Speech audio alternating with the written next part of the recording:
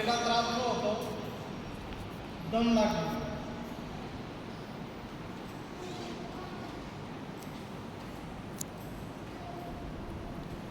त्यानंतर डोळ्यात अंधारी वगैरे येणे.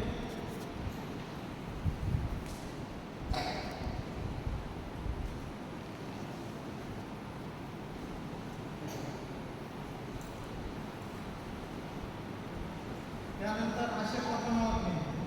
सगळ्यात महत्त्वाचं हा जो आकार बदललेला आहे हा कशामुळे बदलला. पूर्वीच्या पिढीमध्ये आपले बहुतेक पूर्वज जे होते ते डोंगरदऱ्या ज्या ठिकाणी त्यांना म्हणजे त्यांच्याकडे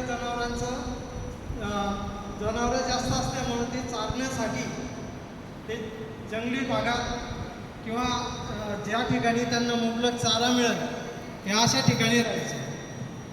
आणि त्यावेळेस जो कोणी आजारी माणूस पडला, त्याला ताप आला का इतर काही आजार झाला तर तो काय करायचा, फक्त आराम करायचा किंवा एखादा पूर्वीच्या ज्या त्यांच्या पूर्वजांनी सांगितलं की या आजारासाठी हे औषध, ती जडीबुटी काहीतरी आणून खायचा.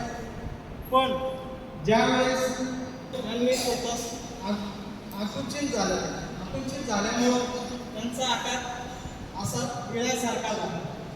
म्हणजे बाहेरून येणारा जो विषाणूचं आक्रमण हे थुकून जाण्यासाठी याच्यात असा बदल झाला.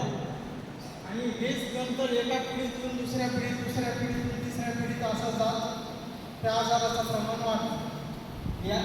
हा जो आकार आहे हा पूर्णतः पूर्वीसारखा होणं शक्य नाही, कारण त्याच्यात जनुकांमध्ये बदल झालेला आहे. त्याच्यामुळे हा आकार पूर्णतः आता याला एकच उपाय, ज्याला शक्य असेल त्याला बोन माराचं ऑपरेशन करून हा